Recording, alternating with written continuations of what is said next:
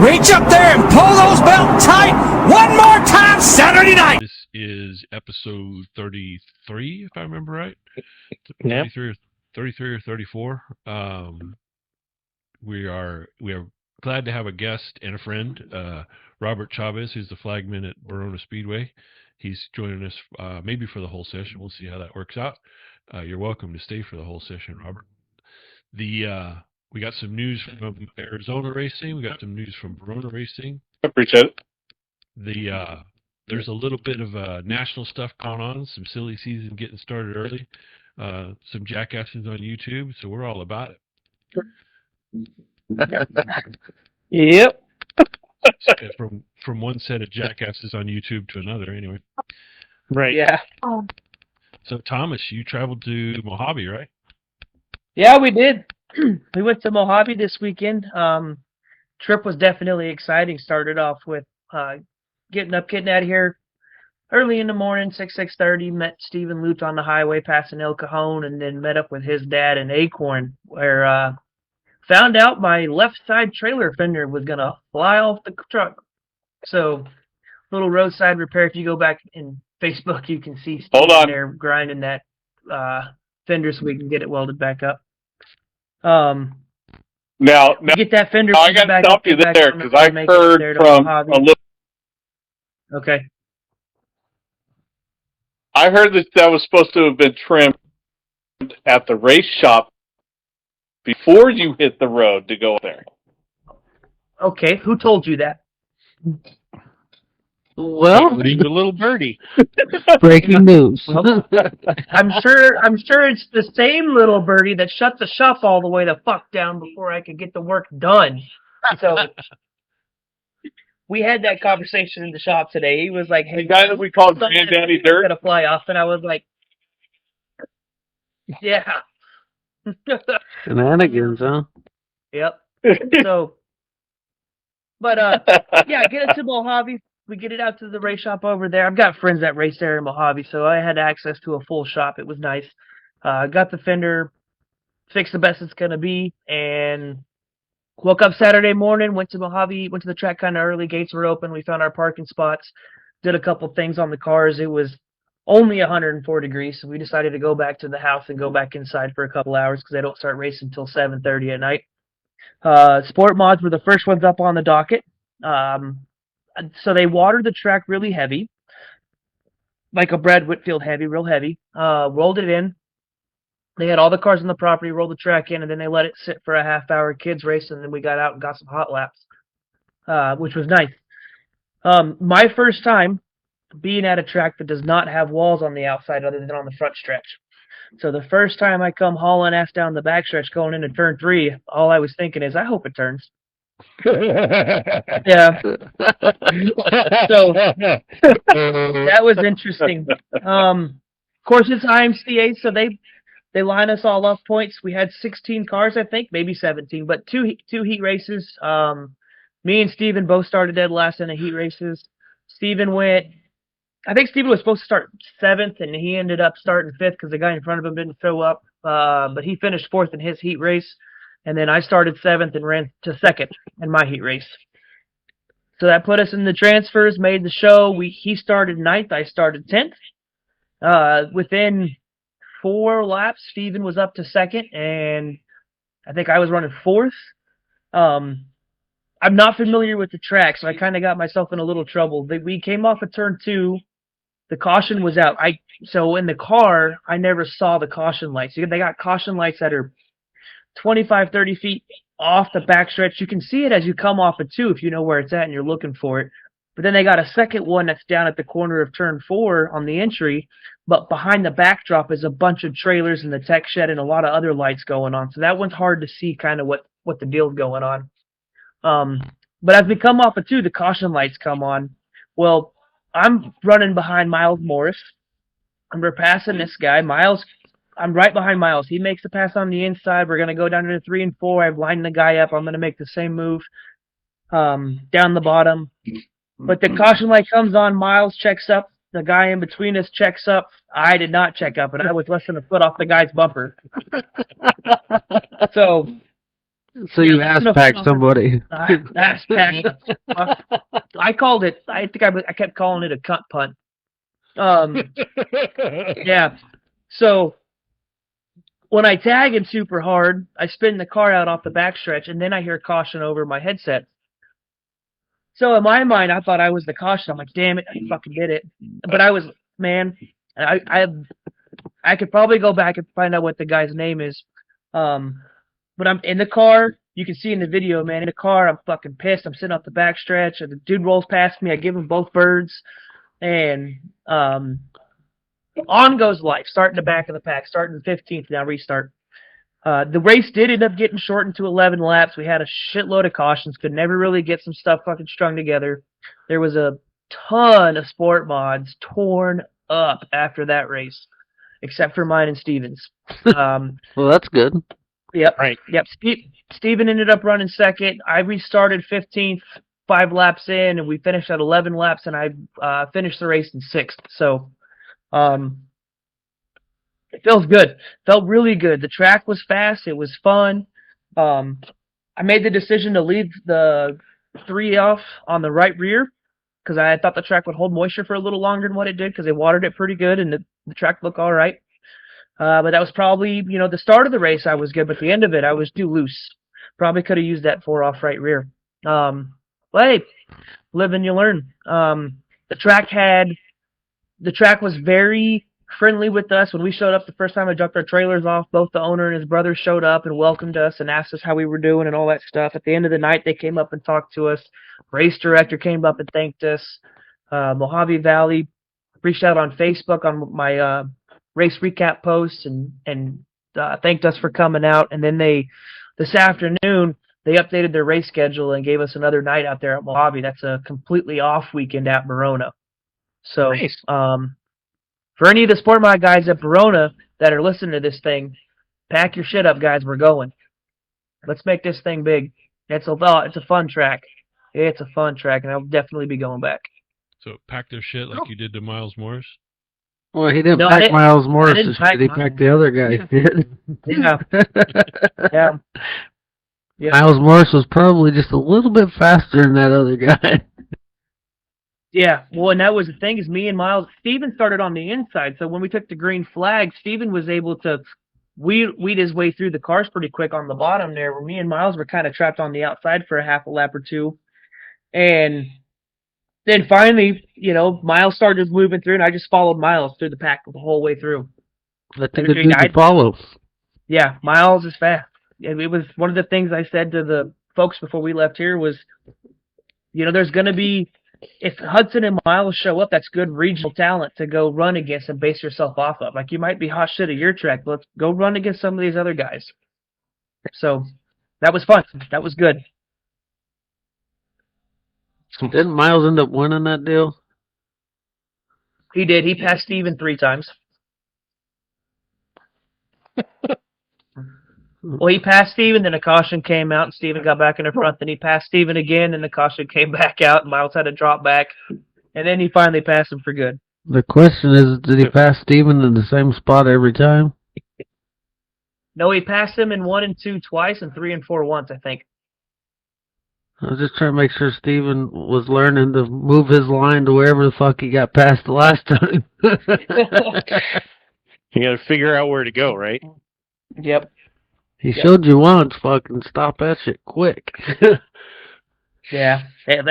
Again, I had a great time. Absolutely will do it again. And then we followed it up on Sunday with the all day on the boat in the lake, Lake Havasu and Colorado River. Just all around great weekend. Do they run any pure stocks down there? They run street stocks, but they're not factory pure stock street stocks. They're when they run the street stocks, they'll have IMCA stock cars running with them. So that's the class that they are close to. I mean, they got weight jacks and built motors and the whole nine. So we ain't got a shot going down there with anything we've got. Nope. No, sir, you will not.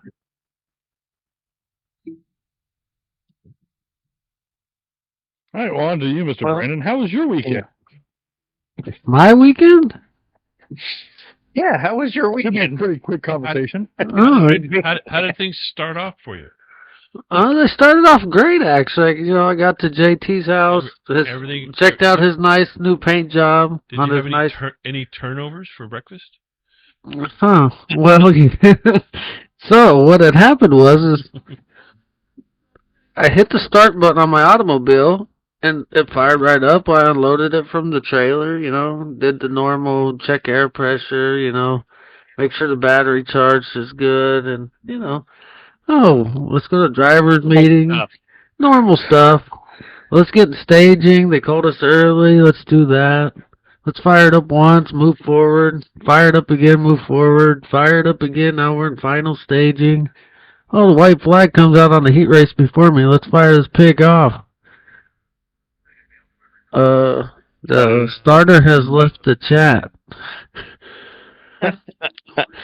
So I'm sitting second row inside of the heat race that's getting ready to roll out on the track with a car that says, yeah, we're not going to start. So, anyways, push that thing back to the trailer. I redressed myself into regular racing attire, which is a racing t-shirt and jeans, and I went and co-announced with Dirt Dude to get prepared for the summer shootout, which I'm also announcing. Good, so you had something to do. I did. I actually called Dale Ottman's first ever heat race and main event wins. So Nice. that's pretty cool. Shout out to Dale, because he's one of the nicest people in racing, period. Bar none. Yep.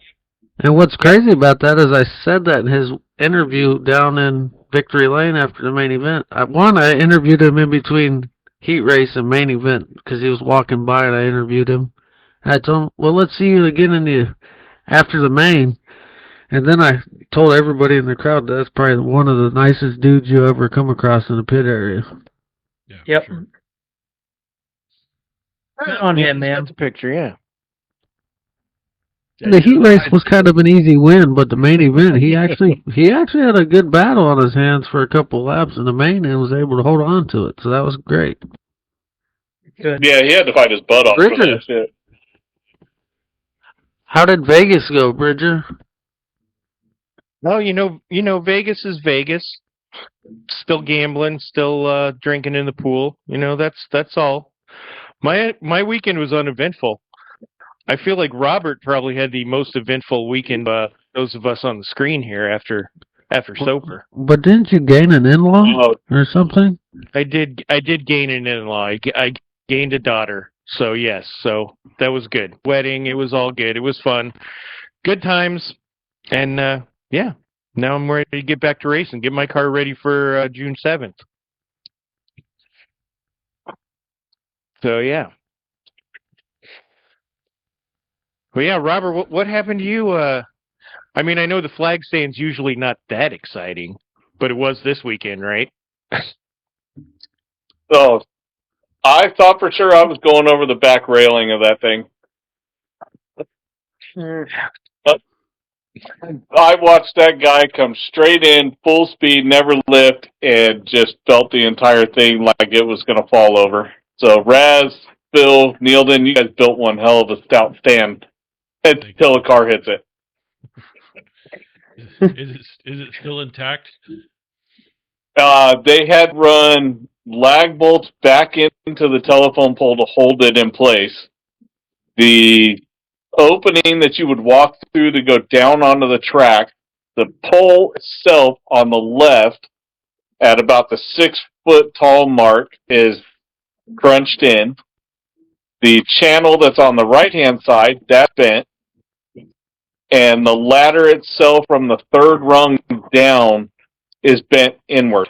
So now it goes straight and then a diagonal back up to the top.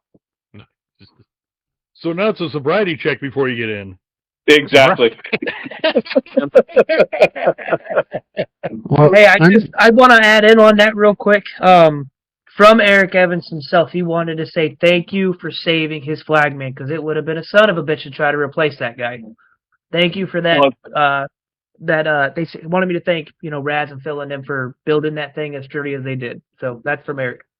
Well, yeah. For people who don't know Barona, the reason we built that flag stand, and we're happy to do it. We enjoyed the whole process, and we're glad to build it.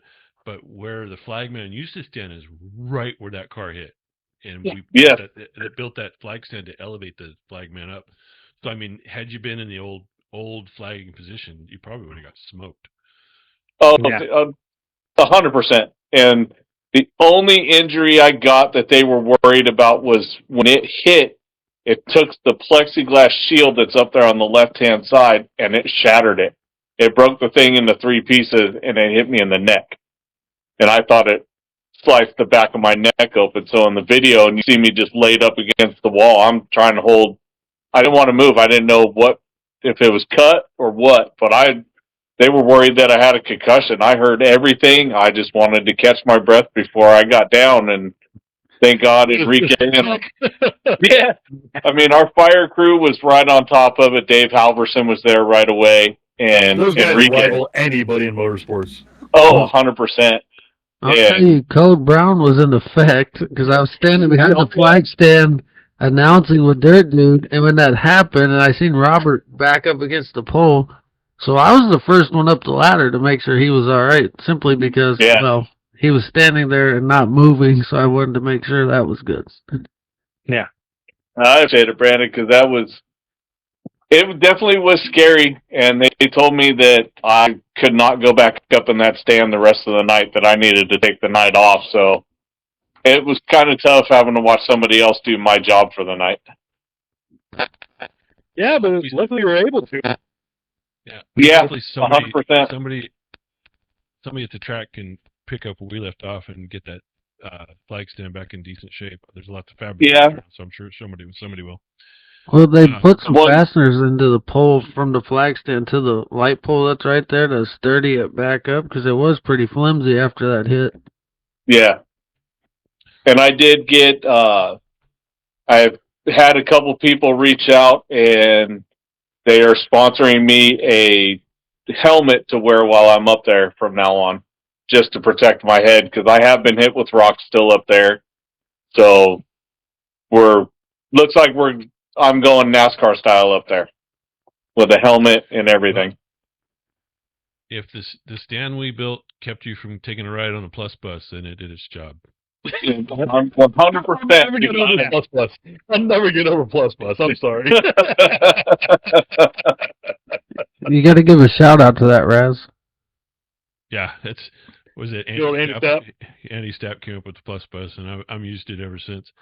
I guess episode 27. Yeah, I guess racing update for me was I was all set to go to Indianapolis for the Little 500 for my buddy Jerry Cobsa. He flew out here. He drove out from California to run it, and asked me if I'd come crew for him, and I was all about it. It sounded like a blast to me. 500 lap race on a half-mile racetrack. What could possibly go wrong? Oh God! Yeah. Asphalt sprint cars, and they do live hot pit stops. On a vehicle that has to get push started. So if you get a chance to look at any videos, it is a cluster in the pits. It's as soon as you finish your pit stop, everybody on your crew is flagging, trying to get a push truck to get behind you. So anyway, I was looking forward to it. Got ready to leave the house, and just before I left the house, he said, "Stay home. We didn't qualify." It's like, dang it. But yeah, Jerry and Rich Woodland, my other buddy, they're owners of Trusty Media, who are doing some graphic design for me that's just about to be announced with a launch of something that I've been working on for a year now. I'm excited about that. Rich was the spotter for Ryan Hunter-Ray, so they had a decent Indy 500. Did you guys hear there were a bunch of DQs handed out after the race? 3. I did. Yeah. Anyway, we're a dirt show, so we're not going to get into that too much. Yeah. We can say our friend Kyle Larson just got a little too aggressive too early. He lived up to that nickname that they gave him on Door Bumper Clear, Hung Money, because he stepped on it. Hung Money, yeah. Yeah. He stepped but not as below on warm-up laps. No, that wasn't below. No, that was McLaughlin. McLaughlin, yep. McLaughlin, yeah. Yeah. first since Roberto Guerrero, who did it from the pole, and they said that's the first time track temps were that cold since Roberto Guerrero did it. So there might be some correlation there. I don't know. Right. Hmm. You know, Well, but the best. Kyle Larson did the same thing. He downshifted and got happy on the foot and spun it out all on his own. Yeah, it was kind of odd to see him wreck out in the Indy car and then wreck out in the Cup car. Yeah. He pulled the double. Wrecked them both. Yeah. Yeah, he did the double dick step is what he did. The dance move, the double dick step. And then, Well, I don't think the Cup one was his fault. Yeah. Shout out to the jackasses on the internet who were questioning why a drag racer who used to be a NASCAR driver would know a thing about the Indy 500. God. Hello. Yeah. Tony Stewart knows a thing or two about Indy cars. It's called a championship. Hello. Yeah. Yeah. Good Hey, God. that guy won a championship in IndyCar? Yeah. Yeah. Yeah, that was Also, with the only guy to technically do the double and do, I checked today, pretty good in both of those races. Yeah, he's the only guy who ever ran all 1,100 miles and finished top 6 in both races. And yeah, and then his response to that guy was post a picture of him with the championship trophy. Yeah. No, I might have an idea. Yeah. Mike, drop, bitch. That's a big shut the fuck up, isn't it? And you're an idiot. Speaking of shut the fuck up, there is a well-known YouTuber who needs to shut the fuck up. He did a video with, I'm not going to mention his name because I can't stand the motherfucker. But he did a video with David Gravel and his crew, bemoaning the fact that since they were running the Weikert Memorial at Port Royal, that they had to put on high limit stickers on their World Outlaw car. I'm like, hello, yeah, High Limit wants you to run their stickers. Like every other sanctioning body on the planet, if you're going to run our series, run our stickers. And not only run it, but run it for $100,000 that night. But yeah, You want to win the money? Yeah, he was in this video egging on Gravel's crew chief and Gravel himself, and of course they have an opinion. They're the points leaders in World Outlaws. They're going to favor World Outlaws over High Limit for sure. But yeah, if you're quote unquote covering the sport, don't be a shit talker. Don't sit there and egg stuff on. Those series do a lot of stuff for a lot of racers, and they do a lot of stuff for you, the YouTuber who's getting content from, getting your all access pass behind the scenes. Talk about shitting in your own mess kit. He pretty much did it. So yeah, if you want to see what I'm talking about, do a YouTube search for David Gravel and High Limit stickers, and you'll see it. Yep. But Speaking of Port Royal, shout out to Aaron Reisel for winning that race. That's a big deal. That Bob Weikert Memorial is a big sprint car race. Yeah. well, speaking of the Weikert Memorial, Port Royal, somebody lost their ride at that racetrack. Yep. Cory Eliason lost. Well, they agreed to part ways. Is the official version. Right, but my thing with that is, what's your guys' opinion? Is it the driver lost the funding, or the team lost the funding in order to continue on down the road of racing that sprint car? Because that sprint car deal that he has had some big names in it, but they don't stay very long. Yeah, friend of the show, Hunter Schoenberg, has driven for TKS for a long time. Several different occasions. It was the owner's decision. I do know that. The rumor is he's looking for a younger, up-and-coming driver to take that seat. I don't know if that means, he's going to, Tanner Holmes or maybe a Caleb Montgomery. I doubt that. Caleb still needs a little polish on him, I think. Or, if they got somebody else in mind. Cory Eliason's a great sprint car driver. West Coast guy. He's won a ton of races, some big races. He's run one Trophy Cup. Well, my thing was just this month he ran 6th at Knoxville in that car. So I was like, he wasn't running terribly. That's why I was wondering why he got parted from that seat. I mean, that team has a history of making that seat, or they might as well put that seat in with Zeus fasteners because they switch drivers a lot. There have been a ton of drivers in that car, and Renfro, the owner, he's a strong-willed guy, and he'll fire a guy in a minute for sure. But that's a whole separate issue from did the team lose funding or did the driver lose funding? Who knows? Based on the sponsorship on that car, I would say Cory Eliason didn't bring a lot with him. I think that was mostly TKS sponsor and funding on that car. That's just based on what I'm seeing on there.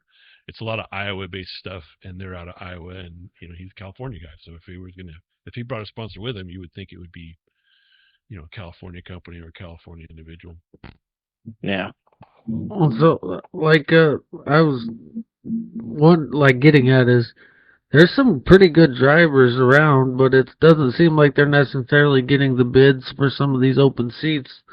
And I'm just like, is it the driver personality versus the crew personality that's not clashing, or I mean, how does that work? Well, unfortunately, in today's world, it's hey, what can you bring to the table? Why should I put you in my car? Are you bringing some money with you? And I hate that shit. Put the best talent in your car, and then you go out and find sponsors. And you say, hey, look, I got the best guy. I got the best guy there is. I got the next Kyle Larson. I got the next Tony Stewart. Do you want on board or not? But car owners are not doing that, and that goes from grassroots motorsports all the way up to NASCAR. Is what money can you bring? The driver who doesn't bring some funding to a team is few and far between. And I think it's a shame to do business myself. Unfortunately, the money side's going to ruin it. Is what's ruining it right now. No, for sure. It's ruined racing, and I mean from Formula One all the way down. Once the corporations get involved, you take all the personality away from the drivers. They can't say shit because they don't want to lose the big corporate sponsor, and the big corporate sponsor wants to keep a clean image. So you got drivers who might have a personality. I mean, if anybody who's spent any time talking to Kyle Larson knows he has a personality. He's funny as hell. Same with Rico Abreu too, funny as hell. But they won't let that side out. I spent time with Jimmy Johnson working on a Habitat for Humanity project in El Cajon. The dude's funny. He's not funny in his NASCAR interviews. He's milk toast. Yeah. But that's because he plays the corporate game.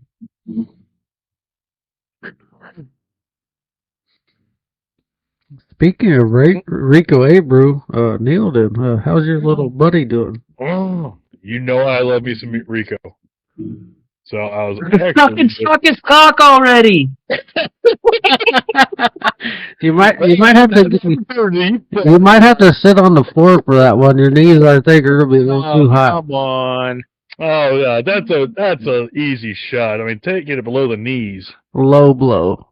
I mean, you got those nice foam pads sitting there in that truck of yours. Oh, I do. We have some new gel knee pads too. Just saying. Retail $60. They're nice and thick. They're perfect for you. Yeah, but you can get that back $20 at a time. Yes, sir. Yes, sir. For the next 3 weeks. Last Tuesday night, they were at Grandview Speedway in Pennsylvania, where Rico's done very well the last 3 races. I think 2 wins and a third, if I remember right. And him and Sweet went at it, and Rico came out on top. He handled it very well. He had a good lead. Brad came within probably 3 cars at the stripe, 2-3 cars right at the finish, so he made a run right at the end. But, I mean, my boy does it again. He is kicking ass and taking names in high limit. And we've talked about it before. It's not a chump change group of guys that are racing there. So it's not like he's being handed these because he's better. Yeah, they got some good competition, that deal. Yeah. He beat that the Pennsylvania posse in that one. Mm-hmm. And they're no fucking slouch. No. They like beating up on people when they come into the town. Yeah, when But, when the Outlaws in their heyday in the '90s, when they would go into Pennsylvania, the posse loved, showing the Outlaws a thing or two. And, Yeah. It would we're talking about back when Sammy was Sammy and Kinzer was Kinzer and Blaney was Blaney, and they were getting it done. Stevie Smith, shout out to Stevie Smith, Smith Titanium, sure could use some titanium parts. Nice little T-buck. Shameless plug. Shameless plug. I could use some for a flag stand. The hardware to bolt it in. Yeah. But yeah, I think that was his 4th win this month. So, I mean, talk about being on a roll. Oh, yeah. We're gonna get Robert a Depends sponsor.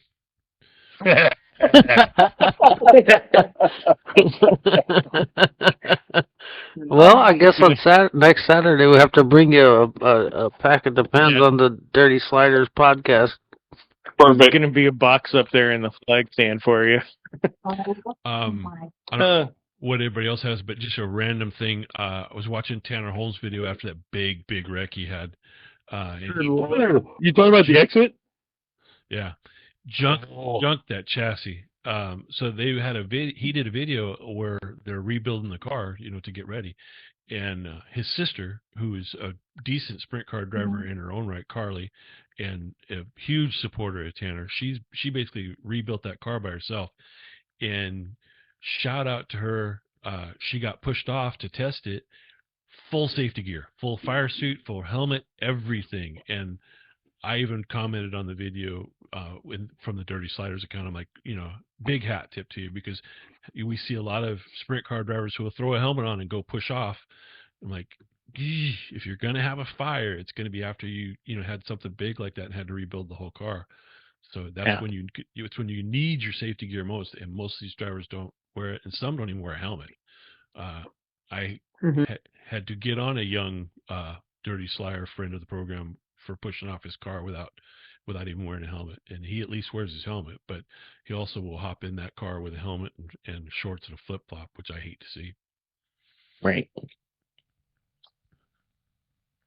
Yep. You never know when it's going to go wrong. Well, we had our wrench guy. There was a guy in Santee that had a Class 7 off-road truck who lived a few blocks down from me, and he was getting ready to go to a race, and he ran the thing down the street, went to flip a bitch, flipped the truck over, no helmet, no seat belts, no nothing, bounced around inside that cab, and he's no longer with us because he got into a race truck with zero safety equipment. Well, that's what I was going to say. John Tuttle, shout out to our mechanic in Ramona. He's been racing, but he had a similar incident in his yard. He's working on somebody's off-road truck, and he just did a little roundabout through the yard and got that thing upside down, and he didn't have a helmet on either, but now I'm almost certain that he's going to at least have seat belts and a helmet on. Yep. Yeah, I mean, I don't think you need to wear your fire suit all the time, but if you're going to get into an alcohol car, I'd be wearing my fire suit. I'm just saying. Yeah. Yeah. I'm not wearing my Skoda pants. Those things melt. Yeah, but I mean, even in like a pure stock, what does it take like 3 minutes to go ahead and put your fire suit on, Before, It still fits. Yeah. Not too many hose during the week. And then CJ Marin will like me saying this: don't work on your race car in your fire suit. Yeah. If you have a crew for a reason, and if you don't have a crew, take the fire suit off, because if you get dirt ground into it, it's no longer a fire suit. If you spill gear oil on it, it's no longer a fire suit. If you spill fuel on it, it's no longer a fire suit. Even if you spill coolant on it, it's no longer a fire suit. It's a candle. The fabric is a wick. Or at least get a set of giant overalls. Yeah, something. Get 4 overalls to throw them on. Yeah, something to cover it. Worst come to worst, you get in the race car with overalls on. You'll be fine. Yeah, with a fire suit underneath, you'll be all right. Mm-hmm. Yeah. But shout out to Phil, who's not here tonight. But he would never work on his car with his fire suit on, which me and Neilden got on him. Like you got us for that stuff. We don't need you out here. Yeah. Back up. Go sit down. Go sit down where you belong. Yeah. Right. Go pet your dog. So yeah, we got a lot going on. So we talked sprint cars and Lucas Oil late models. Ran the Show Me 100 at Lucas Oil Speedway this last Thursday, Friday, Saturday. Started off Thursday with the Cowboy Classic for $10,000 to win that night. Friend of the show, Garrett Albertson, actually had a commanding lead for much of that race. Even after cautions and such, he went out to, I think at one point, a 2.6 second lead on, Jonathan Davenport, Hudson O'Neal. It was a great race. I think his tires wore out towards the end there. Got past. He ended up third that night. Hudson O'Neal got his, I think that was his third in a row win there at Lucas Oil Speedway that night for $10,000 in the Cowboy Classic. And we came Friday night, and Garrett started on the outside front row of the race that night. I forget, and I'm sorry, but I forget who it was commemorating, but it was 45 lapper, I think, Friday night. Doing good again, but then Garrett had an unfortunate mechanical mishap that threw him into the outside wall and pretty much wrecked his night. Oh, it didn't fucking throw him. He blew a right front tire, and so Lucas Oil Speedway in 1 and 2, the top of 1 and 2, there's that ramp, and he jumped it over into the outside wall and completely trashed that car. I believe that car's name is Fred. Fred is now back Fred is dead. Getting a massage. Yeah, and that's what I was going to say. That outside of 1-2, because that's the exit into the hot pits, and I think that's a track exit too. So if you get just a little too high and hang that right rear out, yeah, it messes you up. But any guesses who won Friday night? I'll just tell you, it's Hudson O'Neal. He won again Friday night. For another $10,000. So he's got $20,000 going into the old Show Me 100 on Saturday. Show Me 100 was the Jonathan Davenport Hudson O'Neal show for most of it. They would jump out, and from the start, they jumped out to about a 2.5 second lead on third place, and they were battling the whole time. For the first half of the race, you could throw a blanket over 4th through 8th place battling between Bobby Pierce started in 8th. They had Ricky Thornton Jr., Brandon Overton. They were all up there in that race. A few cautions in the middle, bunched everybody back up, but it was still O'Neal and Davenport really running for that lead and racing clean, but racing hard on each other. We come 32 to go. We've got Bobby Pierce sneaking up from 3rd, past O'Neal for 2nd. Lap traffic got Davenport slowed down. Bobby Pierce got up under him, passed him, and never let go. I think he saved enough tire at the end of that race to take it. So that is his 2nd Show Me 100 win it's a record Show Me 100 purse for $75,000 to win that night.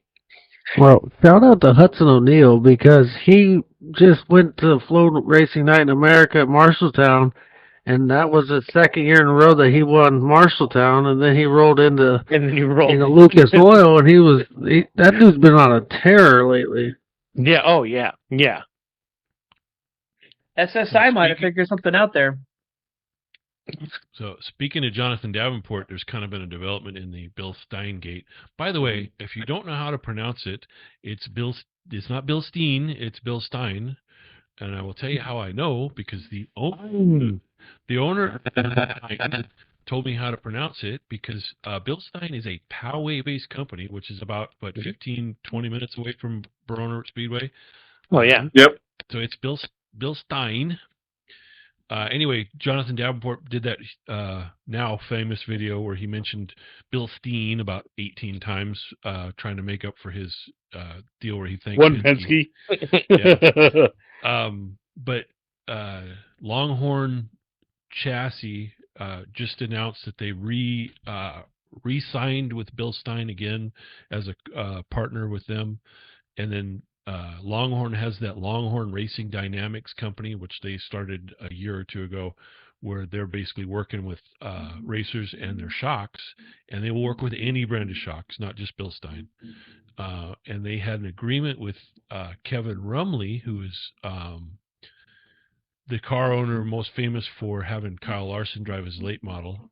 But that late model of Rumley's is kind of the R&D car for Longhorn. Did I say Rocket before? Anyway, it's Longhorn.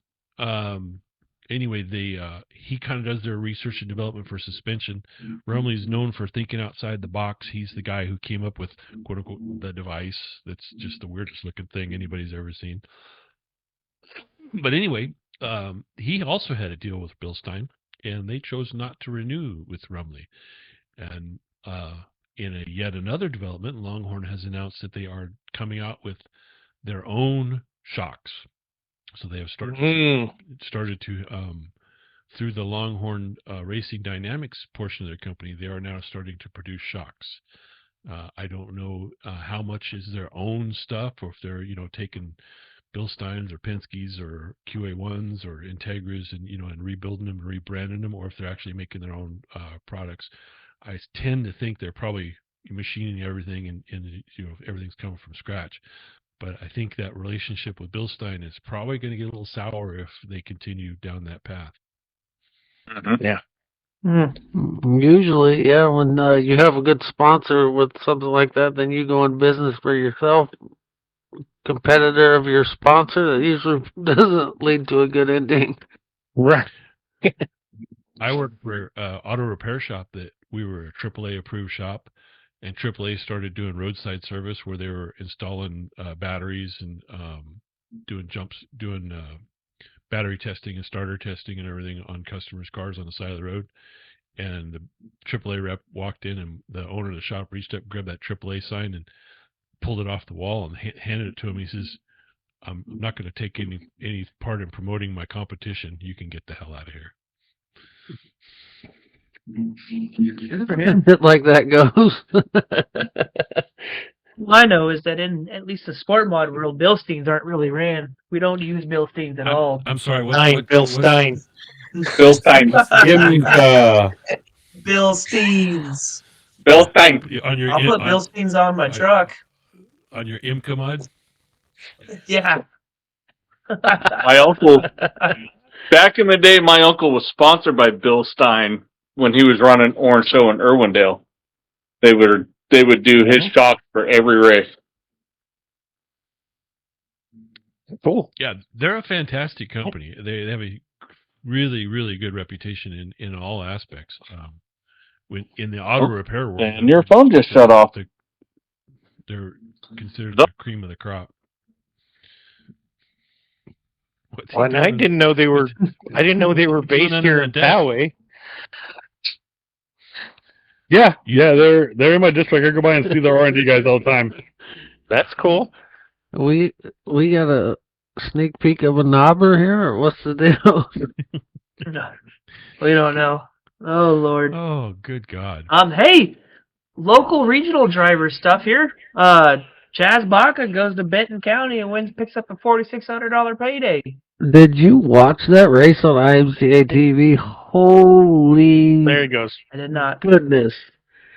Gary Flippo I think we lost Robert for good. has probably the worst luck known to man. His water pump took a shit, and he was walking the dog in that deal. I'll have to go back and watch it. I got the replay subscription. No, because I mean they raced Saturday night, right? I was racing Saturday night, so I didn't watch it. They raced Sunday. Well, Sunday I was out on the river all day, so. Yeah, he was drunk on a lake. Well, no, the Chaz Baca finally getting it done in the Midwest. I mean, the Midwest is hard.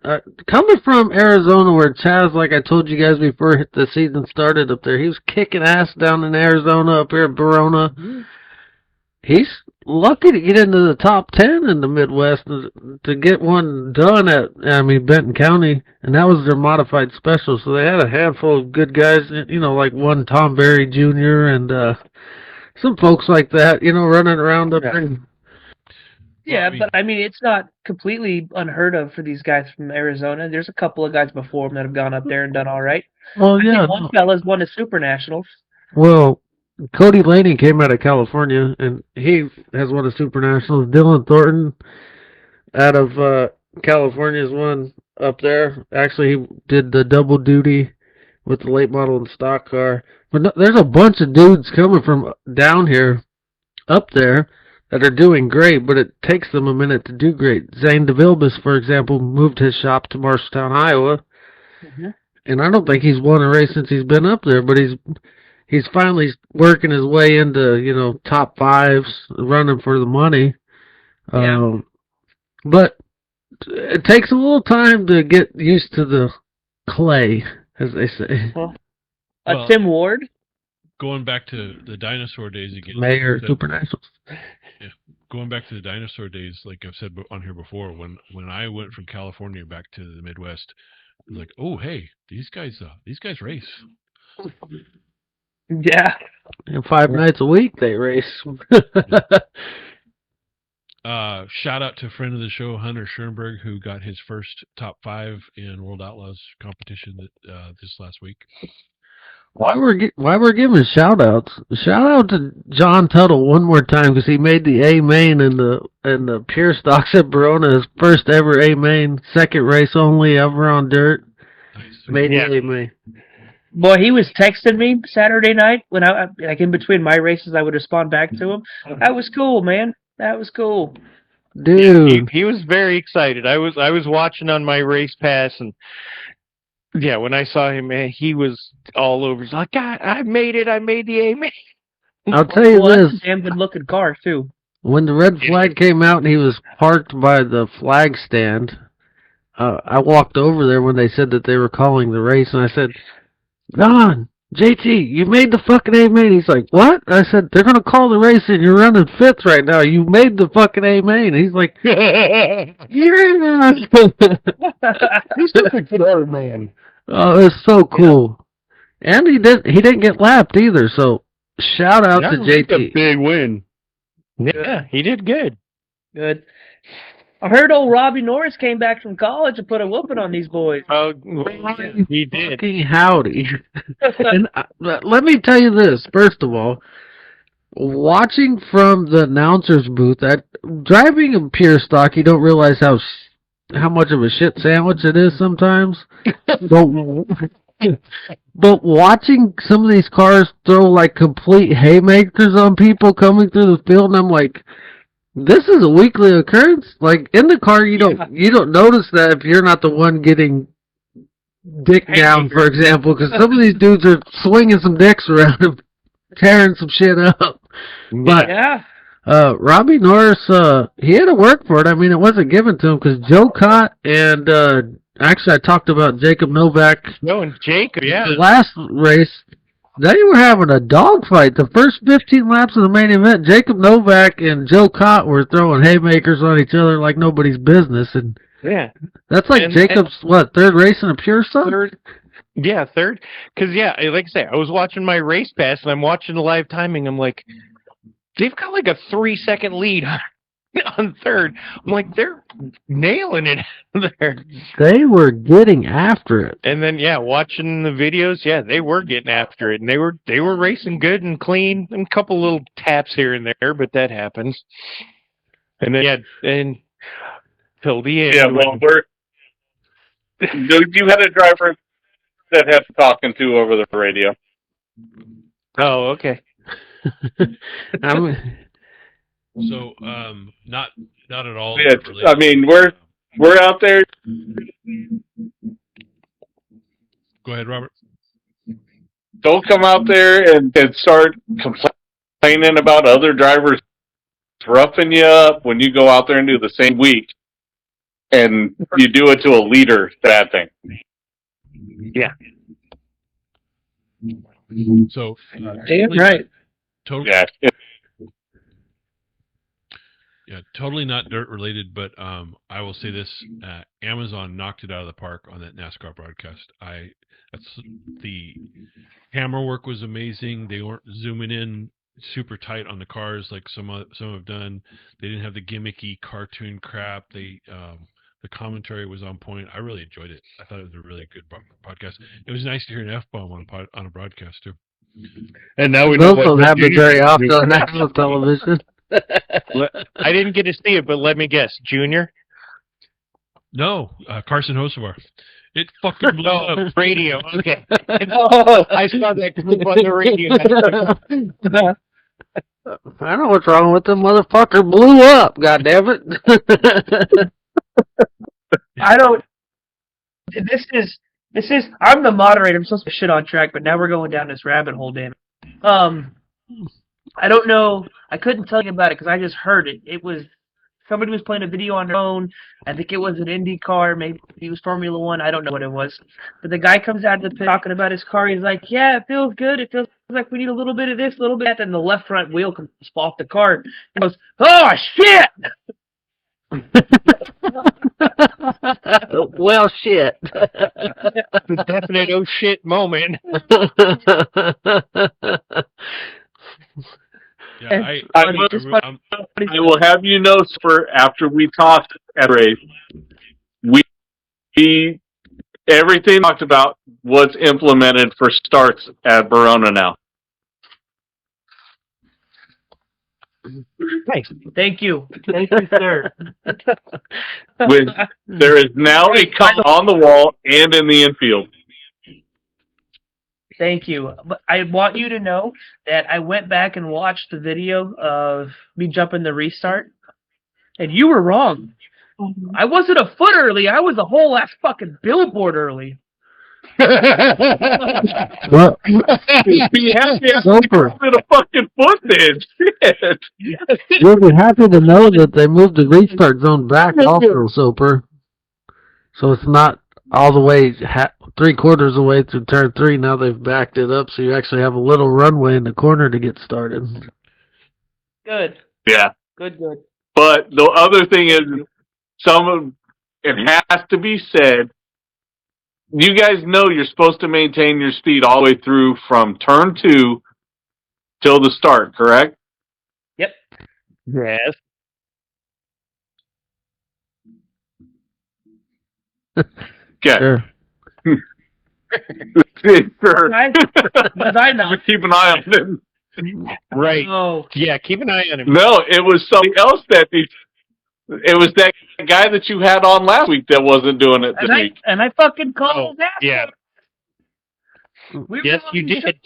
He was like, "Yeah, I got sent to the back because I wrecked," and then everybody's brake checking, everybody going to the corner, and I said, "Motherfucker, you started that."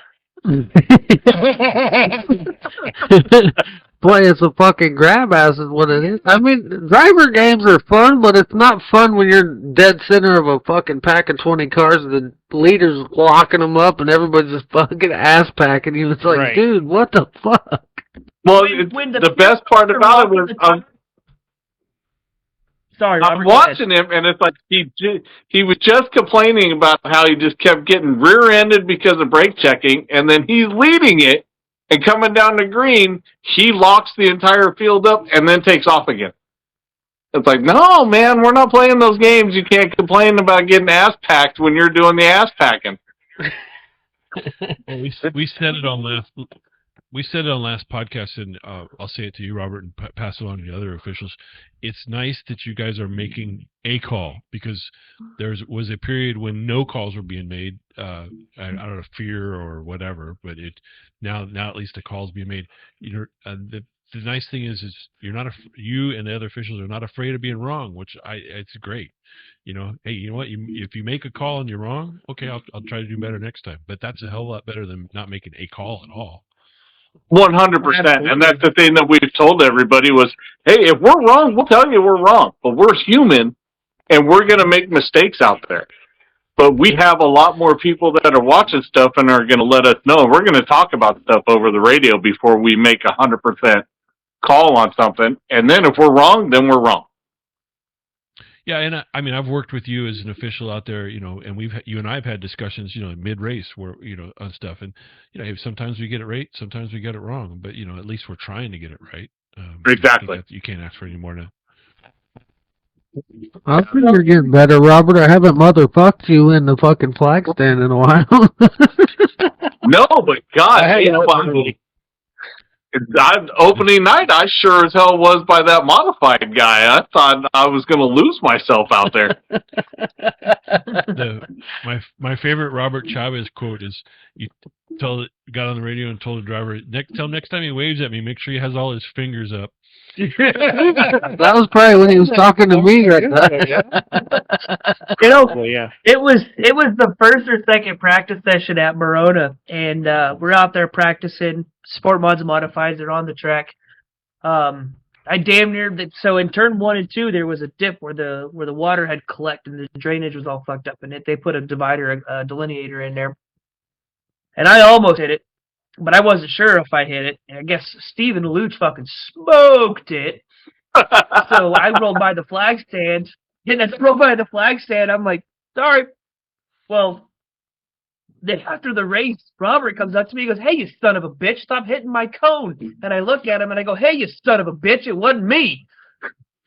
Yeah, Steven's over hiding in the trailer from it, too.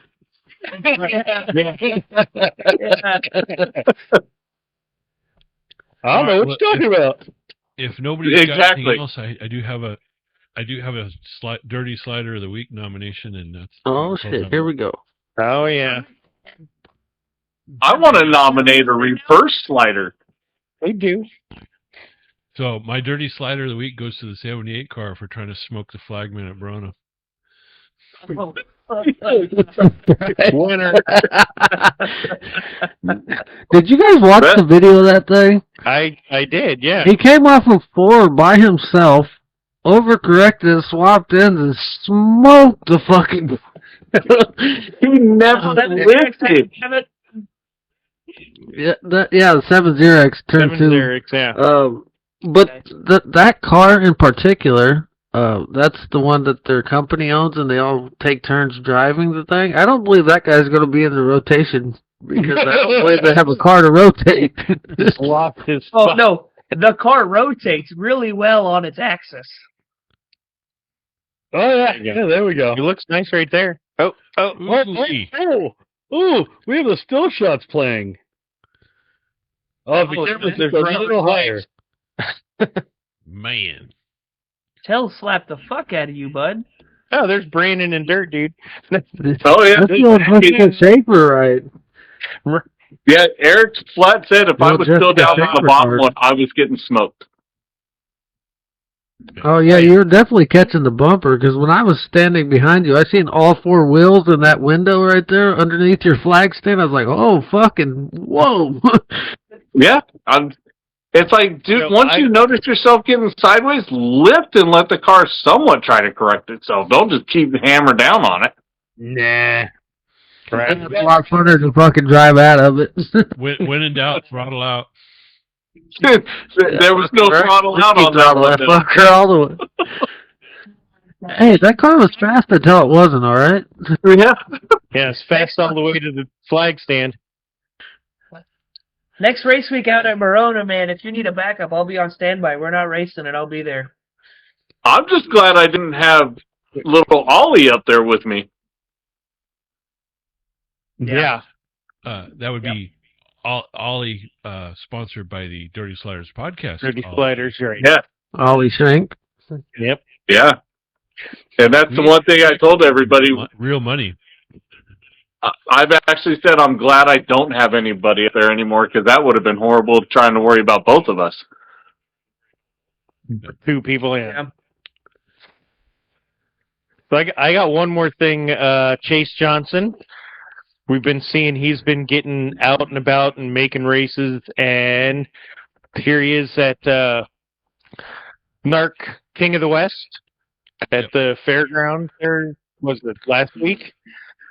So he's getting out. He's getting back to making himself known. I'm sure it's good for his recovery, just getting out there and being around the racing community.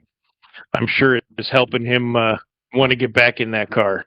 Well, I mean, that's cool to see anyways, because we followed him from the start of this deal all the way to where he's at now, and that's huge progress, so shout out to Chase. Yeah. Yep. All right, hit our socials there, Mr. Social Guy.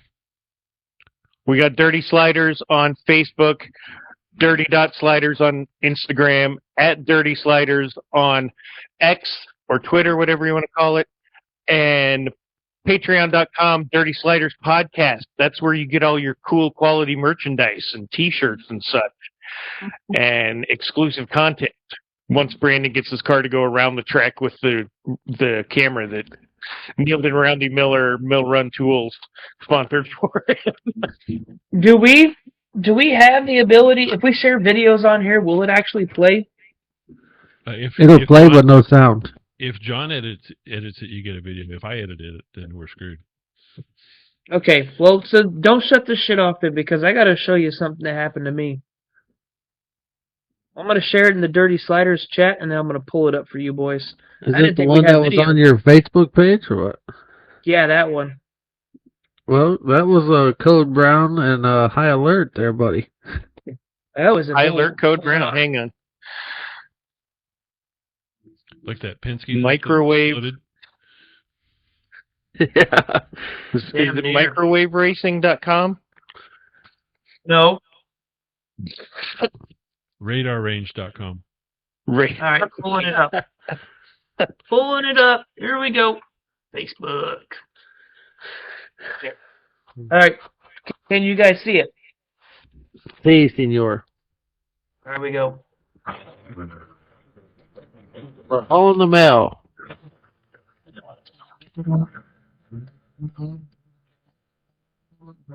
Hello.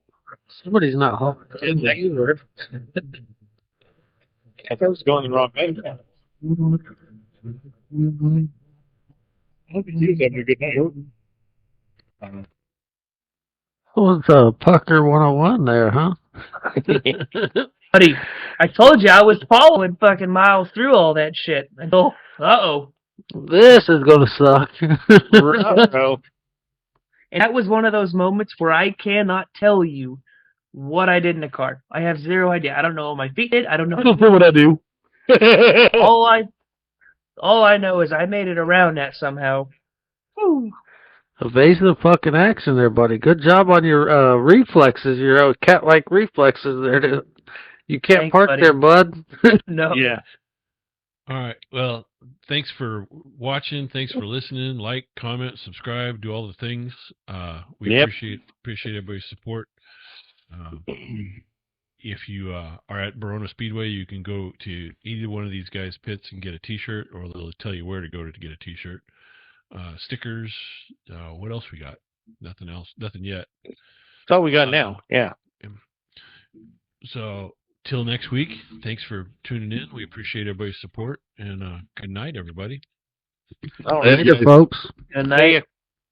Oh, thanks to Robert Chavez for coming on. We appreciate it. Oh yeah. Glad you're still here, buddy. Thanks to the flagman. He's going to pop back in here as soon as we log off. Probably. Of course.